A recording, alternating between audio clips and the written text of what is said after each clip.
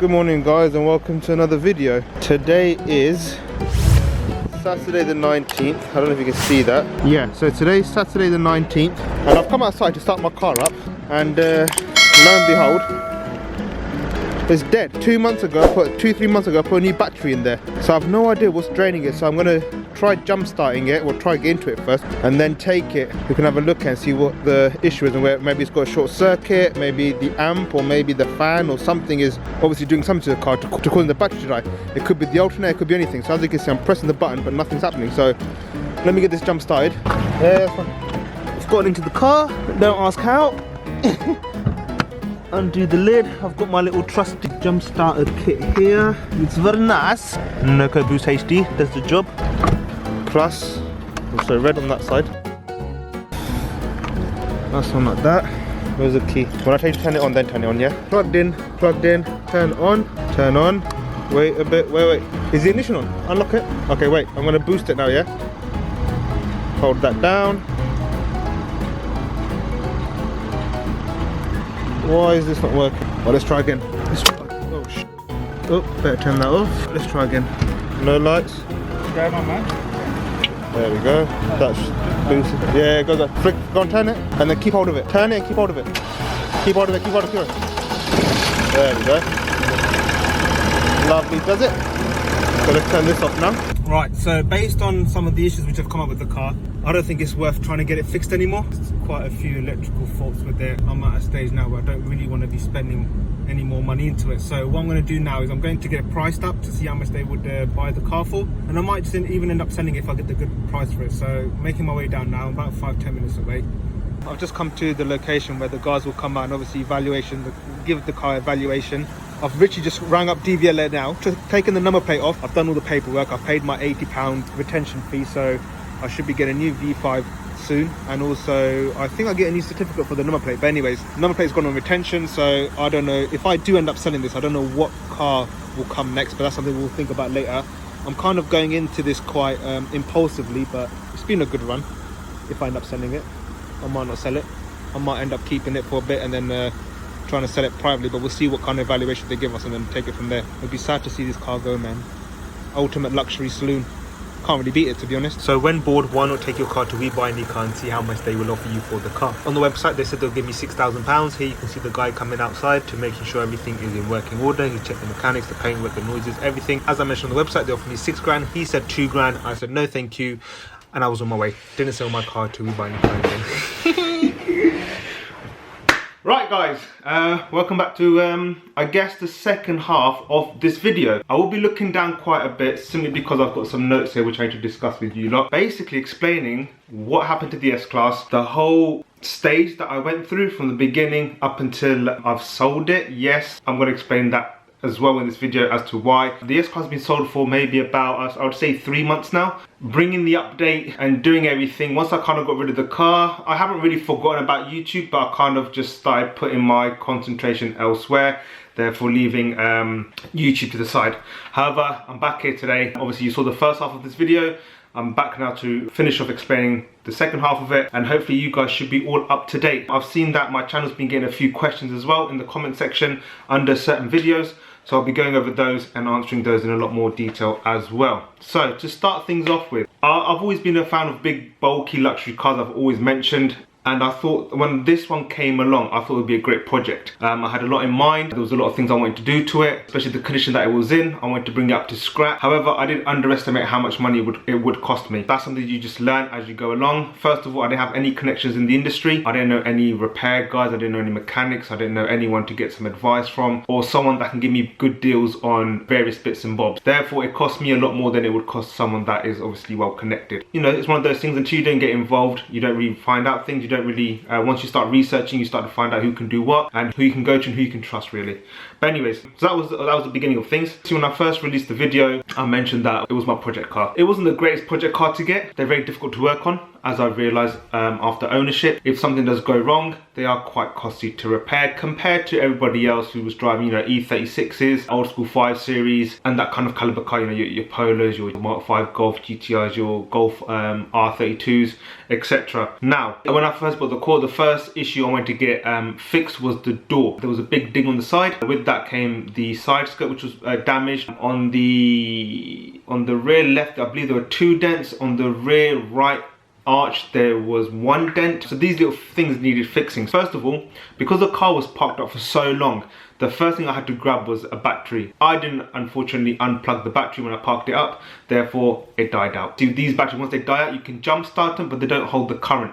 So therefore I had to go to Mercedes. Actually, I tried to go to a scrapyard to find a battery. There were quite a few there which matched the which matched the code. So what happened? So I went there, I saw the battery on the floor. I was like, okay, great, I'll take this. I think they were charging about £30 for a battery, and I thought perfect. My mate, however, suggested that I test the battery as the current tester was just there. See, I'm in someone's garage. I don't want to start picking up things and using their tools to check the battery, etc. So I found that quite rude. However, my mate thought otherwise, and luckily he did, because once he did actually test the battery, there was no current flowing through it. So that was a half-an-hour trip wasted. I came back and I ended up going to Mercedes. I actually picked up the battery from there for £171. Now, as I mentioned, I'm looking down, but what I've also done to get all the prices, as I've forgotten, all the receipts I gave to the new owner, so they've got obviously a track record of all the service history, all the work that was done. So all the paperwork has gone to them. So obviously I was thinking, how am I going to make this video? Then I remembered bank statements. So I pulled up all the figures from there. So I'll just work through it one by one. The battery was the first thing I got for £171. I then got the door. It was very difficult to find the door, especially because of the length of the door. It's a long wheelbase, but I found the door. I checked on eBay, I checked on Gumtree, very difficult to find a door. I rang up Mercedes, like you do, and they were quoting me between £2,000 to £3,000. Now £3,000 being the fully, you know, like for like. So the colour, the spec, all the optional extras, all attached to the door. Here you go, bolt and screw on, and you're good to go. Or 2,000 was just for the shell alone. And then obviously I would have had to go and get it sprayed, swapped all my parts onto the door. So I managed to find a door in Brexhill, which was a 2-hour drive. So the door cost me £150. At the time, I didn't realise that there are stickers on the doors which basically indicate from which year the door was built. It was only once I started working on my door, taking it apart and taking bits and pieces off, I realised that my door is obviously 2011. The door which I bought was from 2008, which was a pre-facelift model. But the door's basically the same thing. The length and everything matched up. Unfortunately, there were optional extras which were missing, which I then realised, as I mentioned, when I took my door off, but then it's all on the metal sheet. So I had to swap over the metal sheet which was basically bolted on, which I had to obviously screw to get the bolts loose, take them off, and swap the sheets over, and then oh, what's the word? It's not a bolt. It's rivets. So it was obviously riveted on. I had to screw into the rivets to get that taken off. I had the optional extra of the sensor, other bits and bobs. My door was contactless, so ease of access and ease of exiting, so you can lock the car and unlock the car just from the keys being in your pocket. The door which I bought didn't have that on. However, trying to get the door handle off, you go from the side bit of the door. So if I'm opening the door, let's say this way, no, from the wait, if the door's open, there was a side panel here. From the side panel, there was a hole which you could then unscrew to get the door handle off. However, the screw which goes in here, I managed to go obviously lefty loosey, righty tighty, but the door was upside down, so I thought I was going lefty loosey, but I was actually going righty tighty. To then realise I rounded the screw off, therefore I could not get the door handle off. So £150 for the door. I then had to find someone who could somehow take that door handle off, swap all the bits and pieces over to do with the door mechanism, because it was soft close. So there's a whole piece at the back going on, but anyways, that's a whole long story in itself. I started getting quotes between £800 and £1,200. That was to take my door off, to put the new door on, to swap all the components, and to spray it and to match it with the rear quarter, the front door, and to blend it into the side skirt. So I was getting quotes between £800 to £1,200. As you saw from my previous videos, I went with Matt, who I got recommended through a friend who has done his car, and he's worked on various cars as well. So you can see from his Instagram, the videos on my channel, so you can go and have a look at that to see his work, which I was very happy with. So I'm not going to give the exact figure because obviously I've got a deal, but I'm going to say his best price would have been £800. So let's go with that figure for that. Once I got the car back, I had brought brake pads and discs from Euro Car Parts, which were on sale. I got the brake pads and discs for £124.50. They did need doing as they were in like really bad condition. So that was a bargain there, I guess. As you saw from the video, I had brought them well in advance before I even started doing any work on the car. I left them in the back of the boot. Unfortunately, rust started growing on those, so I had to go and buy, first of all, the rear ones. Was it the rear or the front ones? Oh, I can't remember. The rear or the front were one the wrong size. I didn't know. Obviously, they'd be sat in my car for 6 months. They then had rust on it. Once I went to the mechanics, they cracked them open. They realized these two issues. I then had to go and buy another brand new set of discs, so they would actually fit the car. So that, I forgot how much I spent that time round, but yes, I had to spend that extra money. So once the brake pads and discs was done, I then had to obviously go to Mercedes again.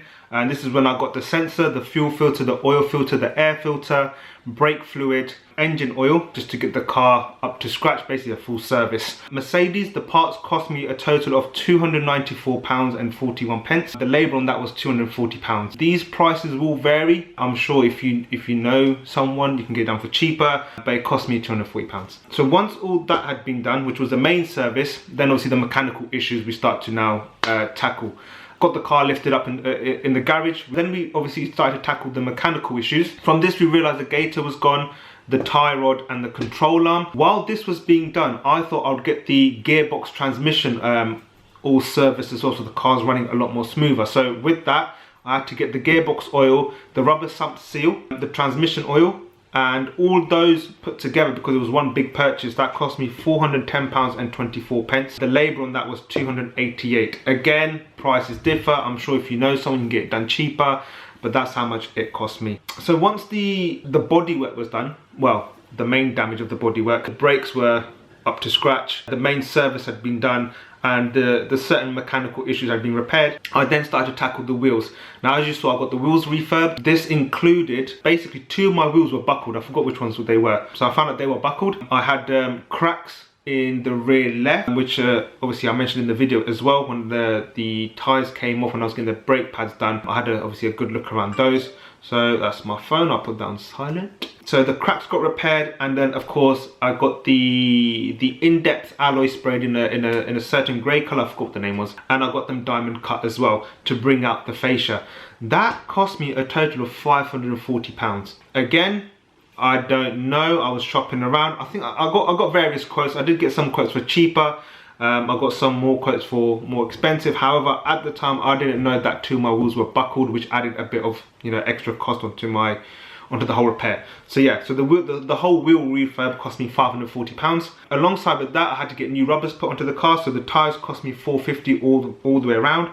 They were not an entry level, but a basic brand level. I forgot what they were called. Like I said, all the receipts have gone to the new owner, so I don't have the in-depth details. But yeah, tyres, £450 all the way around. Again, if you had a contact, they'll be cheaper. Alignment cost me £40. However, it did cost me £100 in total, because I had a whole hoo-ha with one company who I've been using for quite some time to get tyres off, cheap budget tyres when needed. So I got the alignment done from them, and because he was doing it the old system way, where he was underneath it, there weren't any what's it called, laser lights being used. It was the old school, just line it up, twist it, make sure it's straight. I shouldn't have gone there. I went there. Whole hoo-ha kicked off when he wouldn't take the blame for doing it incorrectly. I also saw that they were using some sort of red grease. Bearing in mind, I've been working under the car alongside the mechanic, recording everything, so I know exactly what the underside of the car looks like, right? I've gone on to get some cash, and I've gone back, and obviously I've driven the car and it's off. I've come back, he's put the car back on, and he's tried to adjust it again. This is when I've realised there's a whole load of just red grease just slumped under the car. So I think personally, I may be wrong. However, like I said, I've been under the car, I've been working there a lot. Well, I haven't been working on the car, but I've been obviously seeing what's been going on alongside the mechanic to find out that someone's tried to jam and fiddle around with like one of the suspension arms, like as if to cause it damage, so it loosens up, so therefore the mechanic can bring in some more work. I've heard of these cowboy mechanics in the past. Didn't think I would ever get affected by it, but here we are. It happened to me. So I ended up spending a lot more in terms of alignment than I should have done, but thank God a lot of damage wasn't done to the car, so therefore I didn't have to go out and buy a whole new mechanical part for the vehicle. I also was going through my bits and bobs and I realised I spent £95 at Merck after all the work had been done. I started all the work from September, October time up until December. As in when I started working on the door, up until the point where I was buying all the car parts from Mercedes, I can see there's a £95 transaction in there. No idea what it was for, totally forgotten, but that obviously I've included into the breakdown. So far how much have I spent? I've spent 171 on the battery, 150 on the door, £800 on this respray and the repairs there. Brake pads and disc, £124.50 for the parts, sensor and all that stuff. The main big service, £294 and 41 pence for the parts, 240 for the labour, the gator, tie rod and the transmission service. So I spent £410 and 24 pounds for the parts from Mercedes, £288 on the labour there. So I've then got the wheels refurbed, £540 have gone there. Tyres obviously new put on, £450 there. The alignment, £40, we'll just keep it as that. £95 for an ad hoc expense, which I do not remember. And that basically gives us a total of, oh yeah, there was a £48 for some labour cost as well, some little minor changes I had to do. So that's also included in the list as well. So I believe, if my calculations are correct, the way I've done it breaking down, £3,561.15 is how much it cost me to get the car to the stage where it was at, based on all the videos I have made. Since then, as you saw from my previous video, I had an engine management issue. Engine management issue was because I had the Lambert sensors, which obviously from the engine to the exhaust for the fuels, how they then exit the car to make sure they obviously everything's working properly, they needed replacing. Those would have cost me for the front £420 for Mercedes, £480 for the rear. The reason why I wouldn't go second hand, because you don't know whether they work or not. Obviously you can spend 50-60 quid on a Lambert sensor to then plug it in to then find out it doesn't actually work how it should be. So there was obviously that kind of uncertainty which I didn't really want to go down. So I just went to Mercedes, got a quote from there, and that's how much they were quoting. See, I always say add the AdBlue issue as well. I have no idea what the AdBlue issue was, but I'll go into a breakdown of all the issues that came up when I got a computer plugged in. So I'll do that in a second. So obviously AdBlue was an issue. Alongside that was a suspension issue. Now bearing in mind, because it was stuck in sport and the rear left was a bit of a funny one. No, not the rear left, the front left. So straight away, I've spent £3,561.15 to get it up to where I had those three major issues with the car. I also had dings around the car which needed fixing. The whole front bumper had loads of stone chips which you couldn't tell until you got closer to it. Both of the front arch panels had scratches on them.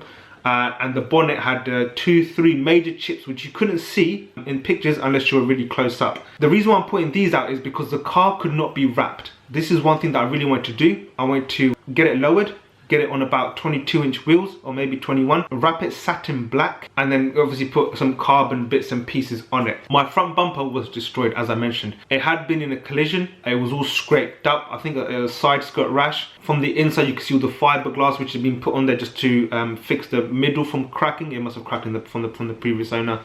And it had stone chips on there. And obviously if you try to wrap a car which has a lot of stone chips, they're all going to pop through obviously the wrap sheet.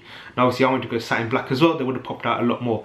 Alongside that, as I mentioned, I had 2 dings in the rear left and right arch. Also on top of that, the rear bumper was just scuffed. It had done 140,000 odd miles, so you can expect these wear and tear issues, especially with the exterior and how it looked. So let me move on. So then obviously what happened was, I'm just on my phone as well, getting it up to scratch, finding out I had more issues and I had to chuck more money into it. I thought, you know what, before I start chucking any more money into it, let me get it plugged in and actually get a thorough breakdown of what the issues with the car are.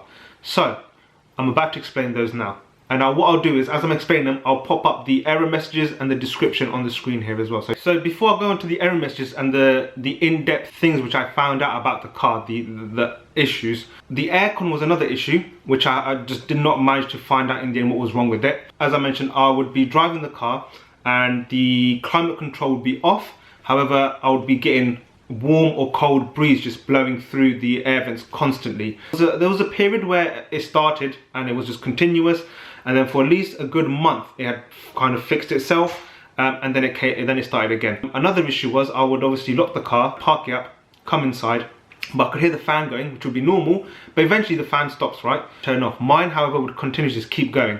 So I would come inside, I would go out after maybe 3-4 hours to the car, and I could still hear sometimes I'd open my bedroom window and I could still hear the car going off at about 2 o'clock in the morning. So every time I'd go to the car, it would be dead. So now, onto the error messages with the car. So what I'm going to try doing is I'm going to try popping up on the screen wherever I'm reading.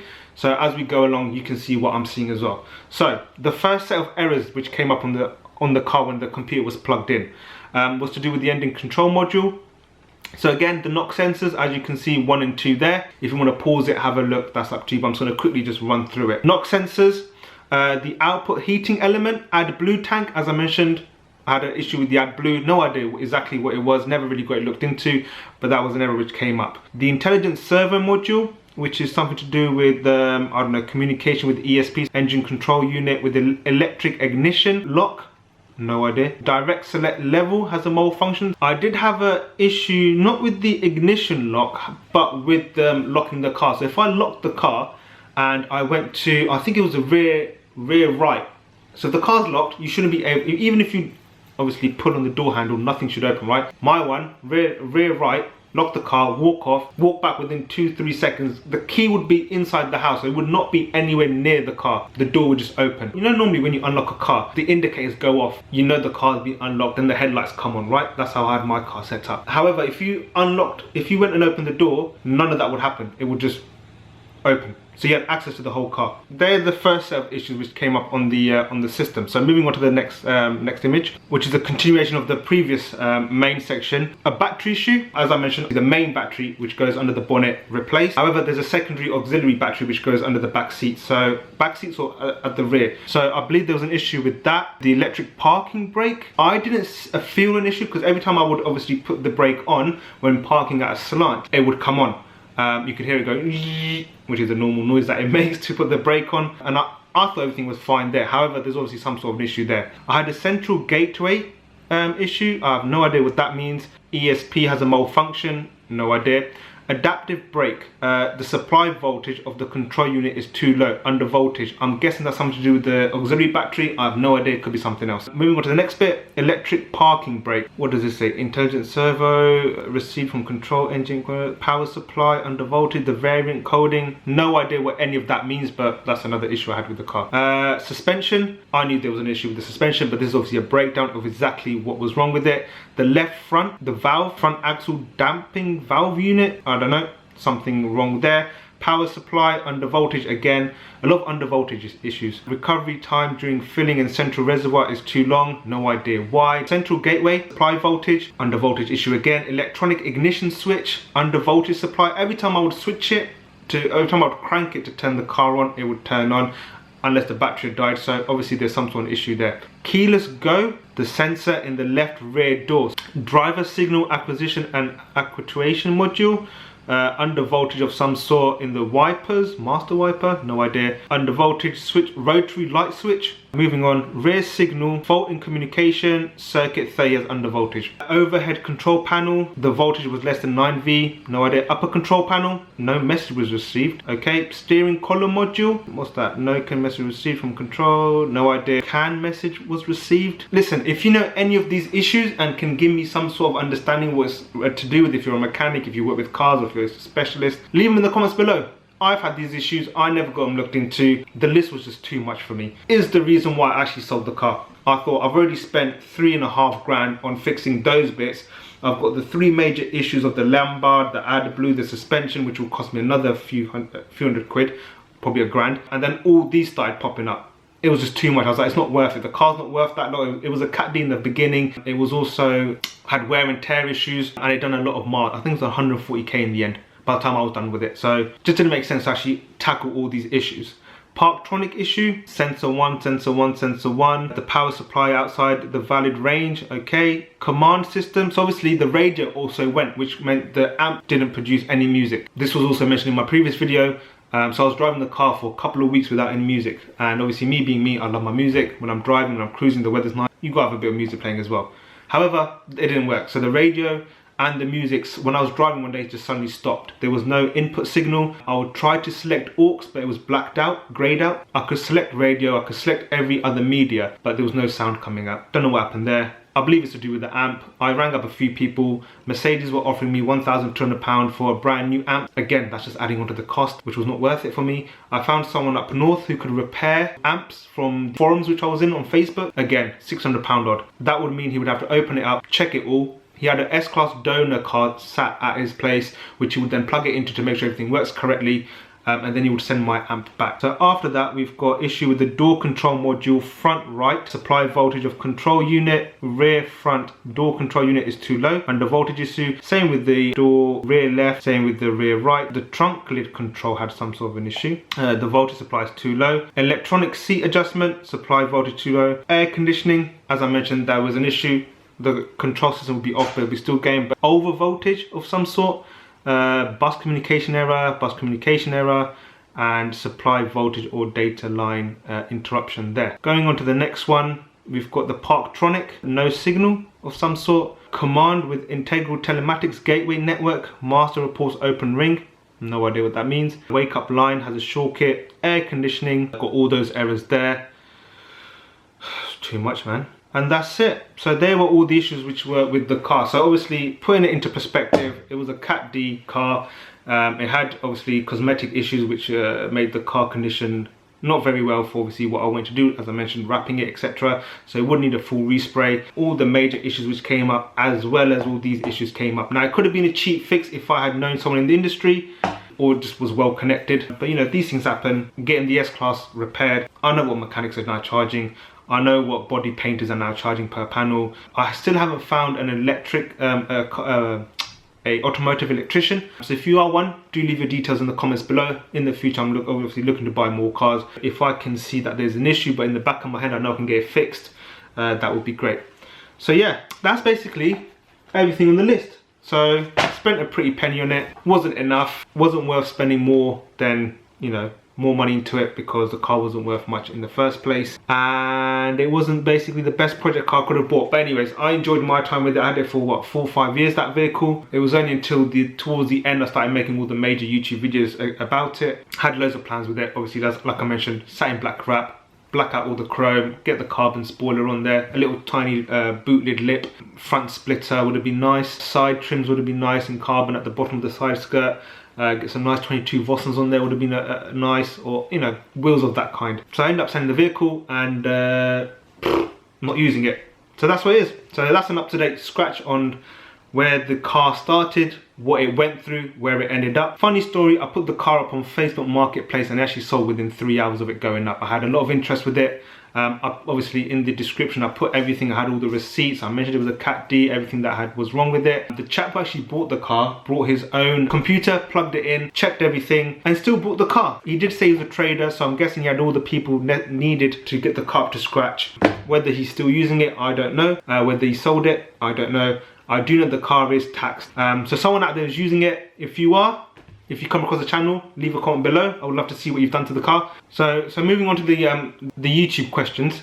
Someone's mentioned that I should have got a software update, but I don't know. Maybe, possibly, could have fixed the issue, but I didn't get it done in the end because, of course, as I mentioned, I didn't really want to spend any more money on the car. This person here, so Slim Mole, sorry if I butchered your name there, mate. Subscriber, hashtag 252 hee. Thank you very much for subscribing, I appreciate it. Buy Lemforder suspension parts, cheaper than main dealer and every bit as good. There you go, guys. If you're looking for Mercedes parts and you don't want to spend the full whack, then Lemforder suspension parts, or Lemforder the brand, is where you need to go. So AMG Manic, thank you very much for that. What did you get replaced on the suspension? Unfortunately, I didn't go ahead with getting the suspension repaired. I got it checked out. That's in the previous video, but that's about it. Did you find out what was wrong with the radio? I just bought mine and the radio doesn't show any stations. As I mentioned, join your Facebook forums. There's a chap on there which basically takes them in and charges you between £300 to £600 to get it checked out and repaired.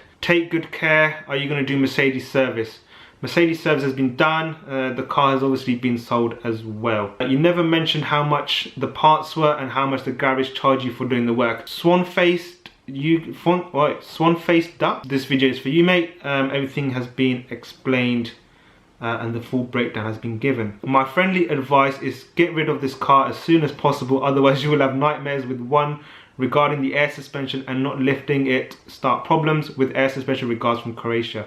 Mate, you were absolutely correct. So there we go, the car has been sold. There's an old saying that it goes like this: first joy is when you buy S-Class, and second, even larger when you sell it. When I bought it, I was over the moon. When I sold it, you know what? I still go through these phases where I am a bit hurt. I just love the luxury and just the space whilst driving. I think an S-Class is going to be back in the fleet in the near future, but I don't know. It could go anywhere. I'll give you an insight now. I am looking for another vehicle. I'm keeping it to a budget of around £4,000 to £5,000. Within that, I've seen old school CL500s, but they are very juicy. I've seen 330Ds, 330Ci's, E46s. You can pick up an Audi S4. That'd be quite interesting because I had an Audi S3 first, but an Audi S4 cab would be quite interesting. Convertible, high milers, 4.2 V8, very juicy, but they're the kind of cars I'm looking at. I've got about £5,000 budget. So if you're selling anything and that you would think would be great for the channel, again, leave a comment below. Let's get a conversation going. Drop me a message on Instagram with a few pictures, and you never know, I might buy your car off you. So yeah, but anyways, thank you for watching. Make sure you subscribe, make sure you leave a like, make sure you comment down below what you'd like to see. I've got a lot more car content coming, hopefully, fingers crossed. I never intended to be a car channel, but that's just the way the channel's gone. Obviously, COVID has got in the way of things. Can't go on holiday, can't really do any lifestyle videos. But hopefully once lockdown comes to an end, we can push out more content and get more ideas rolling. But do let me know what you'd like to see. But, you know, please do subscribe, helps me out and helps the channel out, and obviously watch the videos and it boosts up the recommendations. So thank you for watching, guys, and hopefully I'll be back with another video soon. Thank you.